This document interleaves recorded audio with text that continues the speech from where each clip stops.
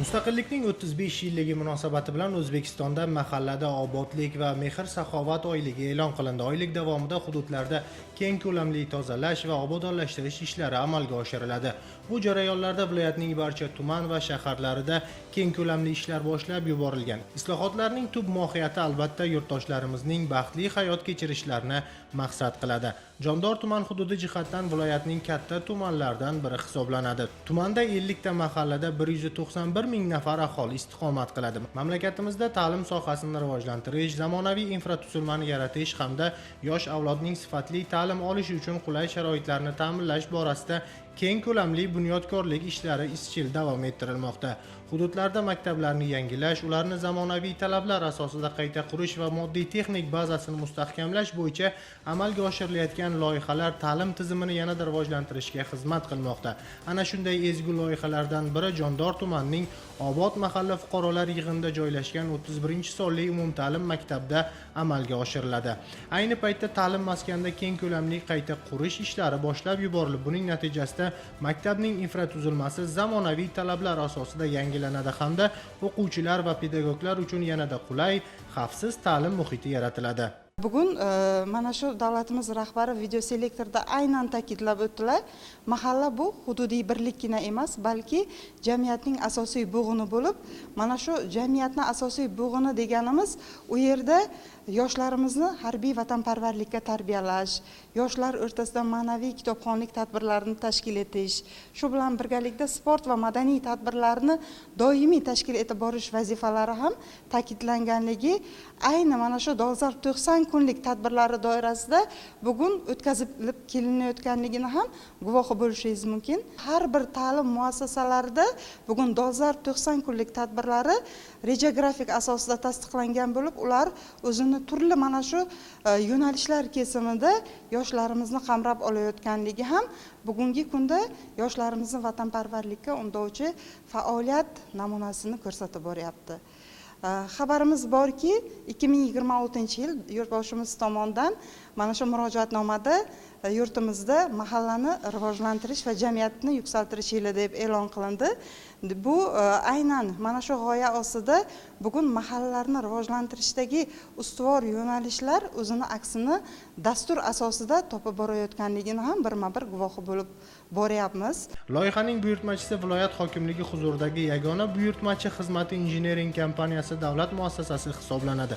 Qurilish ishlarini Real Neft Gaz Trans mas'uliyati cheklangan jamiyati amalga oshirmoqda. Mazkur loyihaning umumiy qiymati 8,5 milliard so'mni tashkil etadi. Ajratilgan mablag'lar hisobidan maktab binosi zamonaviy me'moriy va muhandislik talablari asosida qayta qurilib, ta'lim jarayoni samarali tashkil etish uchun zarur sharoitlar yaratiladi. Bunyodkorlik ishlari yakunlangach 31-sonli umumta'lim maktabi zamonaviy qiyofa kasb etib, o'quvchilar uchun keng va yorug' sinfxonalar, pedagoglar uchun qulay mehnat sharoiti hamda sifatli ta'lim olishga xizmat qiladigan zamonaviy infratuzilmaga ega ta'lim maskaniga aylanadi. Xalq juda mamnun. Haqiqatan ham ariqlarimiz betonlashtirildi, suvlar ancha tejaldi. Hozir suv hech qanday suvga muhtojlik yo'q. Hammasi yaxshi, suvimiz yetarli. Dehqonlarimiz ham hozir dehqonchilar yaxshilab bug'doyni planlarini to'ldirdilar. Tumanning Denov mahalla fuqarolar yig'ini dehqonchilik va chorvachilikka ixtisoslashtirilgan.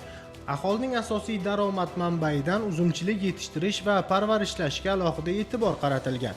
Bu borada uzumchilik maktabining ham o'rni katta. Bu yerda uzumning turli navlari yetishtirib kelinadi. Hozirda tikuvchilik va bog'dorchilikka o'qitish markazi ham faoliyat olib bormoqda.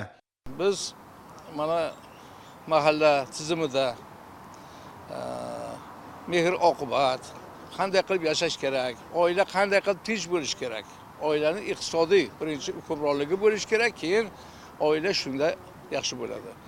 Maktablarda, mana maktabgacha tarbiya o'choqlarida alohida darslar tashkil qilinishi kerak. Har bir mahalla bizni o'tmish avlodimizning joyi. Biz o'zimiz o'sib ulg'aygan joy. Obod mahalla, obod ko'cha, namunali oila konkurslarni o'tkazib turish kerak. Har bir xonadonning oldida gul bo'lsin eshigini tagida. Asfalt bo'lsa, men aytib, qancha balonlar yotibdi. Chiroyli qilib balonni ichiga tuproq soling-da, unga gul o'stirib qo'ying. Ko'rkam. Ko'rkam bo'ladi. Kelgan o'tib ketayotgan odam aytadi bu oiladagi bo'lgan tartib intizom, bu joydagi hammasi shu mujassam bo'lib keladiki, vatanni sevish kerak. Buni o'zimiz gullatib yashnatishimiz kerak.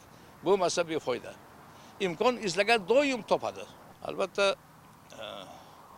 vatan ichra vatan deganday hammasi oiladan boshlanadi, mahalladan boshlanadi. Vazirlar Mahkamasining tegishli qarori asosida Jondor tumanining Samonchuq mahallasida joylashgan 3-sonli umumta'lim maktabida ham keng ko'lamli ta'mirlash ishlari olib borilmoqda. Umumiy qiymati 17 milliard 200 million so'mni tashkil etuvchi qurilish ta'mirlash ishlari amalga oshiriladi. Loyiha doirasida o'quv binolari kapital ta'mirlanib, muhandislik kommunikatsiya tarmoqlari yangilanadi. Shuningdek, sinfxonalar, ma'muriy xonalar, sport va madaniy-ma'rifiy tadbirlar uchun mo'ljallangan hududlar zamonaviy talablarga mos ravishda jihozlanishi rejalashtirilgan. Bu esa ta'lim sifatini oshirish bilan birga o'quvchilarning bilim olish jarayonini yanada samarali tashkil etishga xizmat qiladi. Mana O'zbekistonning qaysi bir sohasiga bir e'tibor bilan qaraydigan bo'lsak, ayniqsa ta'lim sohasida juda katta o'zgarishlar ro'y bermoqda. Masalan, oldingi davr bilan bugungi davrni biz taqqoslaydigan bo'lsak, ular o'rtasida katta bir farq bor. Mana bugun maktabimizda ish boshlanganiga ancha vaqt bo'lmasidan davlatimiz tomonidan 17 milliarddan ziyod pul ajratildi. Mana shu 17 milliard pulda mana shu maktabimiz juda chiroyli zamonaviy maktablar sirasiga kirmoqda. Bu sifatdan juda katta o'zgarish ro'y beradi, chunki o'qituvchiga hamma sharoit yaratilyapti. O'qituvchilar uchun prezidentimiz tomonidan qolaversa, mana shunday sharoitlar yaratilayotgan vaqtda o'qituvchidan bir narsa talab qiladi. O'z ustida ishlash, tinimsiz ishlash, o'quvchiga tarbiya berish, ilm berish va yuksak mana shu O'zbekistonni mavqeini yanada yuksak darajaga chiqarish asosiy maqsadimiz hisoblanadi. Qayd etish kerak, 2026-yilda O'zbekiston mustaqilligining 35 yilligi yagona vatan, yagona xalq bo'lib, yangi hayot va kelajak yaratamiz shiori ostida nishonlanadi. Davlat rahbari ta'biri bilan aytganda, islohotlar natijasi eng avvalo mahallalarda ko'zga tashlanishi va odamlar kayfiyatida o'z aksini topishi lozim. Mahalla ma'naviyat va milliy qadriyatlar yuksaladigan maskan hisoblanadi. Yangi O'zbekistonda amalga oshirilayotgan islohotlar bugun har bir xonadonda, har bir mahallada, har bir go'shada sezilayotganligini guvohi bo'lib boryapmiz. Mahallalarni mana shu obodonlashtirish bilan birgalikda mahallada iqtisodiy islohotlarni amalga oshirish, aholi bandligini ta'minlash, ishsizlikdan xoli hududga aylantirish, kambag'allikni qisqartirish, shu bilan birgalikda mahallada ijtimoiy ma'naviy muhitni sog'lomlashtirishga qaratilgan vazifalar aytib o'tildi, ta'kidlab o'tildi. Yig'ilish jarayonida aynan bugun har bir xonadon bugungi islohotlarga o'zini hissasini qo'shishi, tozalik, obodonchilik ishlarida faol bo'lishi ham bugungi kunda mana shu har bir go'shada buni namunasi sifatida guvohi bo'lib borishimiz mumkin. Aynan bugun Jondor tumanini misolida aytadigan bo'lsak, 50 ta mahalla fuqarolar yig'ini mavjud bo'lib, 50 ta mahalla fuqarolar yig'inini har birida yangicha islohotlar namunasini guvohi bo'lishingiz mumkin. Aynan bu islohotlarni birinchi galdagisi bu obodonlashtirish islohotlari hisoblanadi. Mahallada kiraverishdagi tozalik, xonadonlarni obodonchiligi va shu bilan birgalikda ijtimoiy ma'naviy muhitga ham bugun aholi befarq emasligini guvohi bo'lasiz. Ijtimoiy ma'naviy muhitni barqarorligini ta'minlash borasida bugun har bir o'sha xonadonda ijtimoiy ma'naviy muhit sog'lomligi borasida mahalla yettiligi alohida e'tibor namunasi sifatida tadbirlarni amalga oshirilayotganligini ham guvohi bo'lib boryapmiz. Bu shundan dalolat beradiki, o'sha xonadonda mavjud bo'lgan iqtisodiy balki ijtimoiy ma'naviy muammolarni ham yechimiga alohida yettilik o'zini mana shu kundalik rejasi asosida e'tibor vazifasini qaratib kelayotganligi ham bugungi islohotlarimizning bir namunasi desak mubolag'a bo'lmaydi. Demurlik Matluba opani barcha birdek taniydi. U nafaqada bo'lishiga qaramasdan 20 nafardan ortiq xotin-qizlarga kasb-hunar o'rgatib keladi. Opa tayyorlagan mahsulotlar tuman bozorlarida o'z mijozlariga ega. Qiziqarli tomoni, tadbirkor ayol mahalla faoli sifatida hududdagi nogironligi bo'lgan xotin-qizlarga ham tikuvchilik sir asrorlarini o'rgatib kelmoqda. ijtimoiy himoyaga muhtoj qatlamlar, keksalar va nogironligi bo'lgan shaxslarning uy-joy sharoitlarini yaxshilashga qaratilgan ko'mak tadbirlari davlat va jamiyatning o'zaro ijtimoiy mas'uliyatini ifodalaydi. Bu kabi manzilli xayrli tadbirlar ijtimoiy tengsizlikni kamaytirish va kambag'allikni qisqartirish borasidagi strategik vazifalarni ijrosini ta'minlaydi.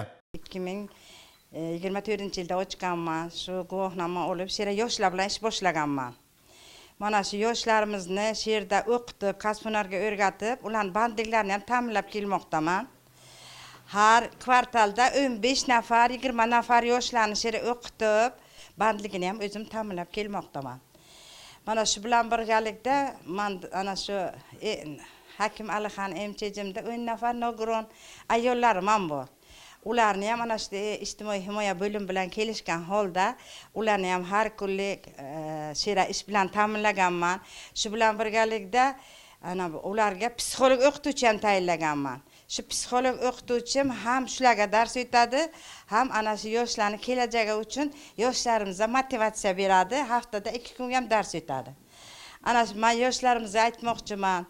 Hamma chet ellarda ishlagancha avvalambor ana shu ayollarimiz, qizlarimiz kasb-hunarni o'rgansa, erta ana shu uyiga, xonadoniga daromad olib kelib biladi.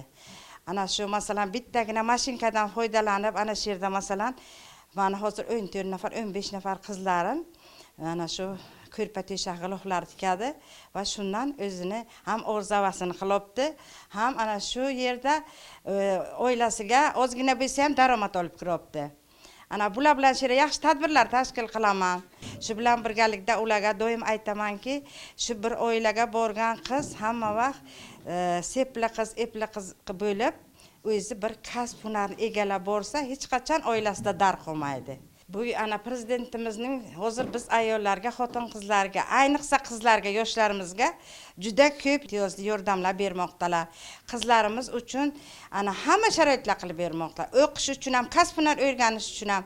Ana shu biz birgina olis qishloqda yashasak ham, ana shu mashinkalar hammasini ham shu imtiyozli kreditlar asosida, grant loyihalar asosida shu qizlarimizni mehnati, qizlarimizni kasb-hunarga o'rganishi bilan birgalikda shu muvaffaqiyatlarga erishyapmiz. Tumanda birdamlik muhitini shakllantiradigan kuch bu mahalladir. Bu kabi islohotlar aholi punktlarining infratuzilmasini yaxshilash, barqaror shahar va qishloq konsepsiyasini amalga oshirishga, jamiyatda mehr-oqibat muhitini mustahkamlashga va kelajak avlod uchun sog'lom tabiiy muhit qoldirishga xizmat qiladi.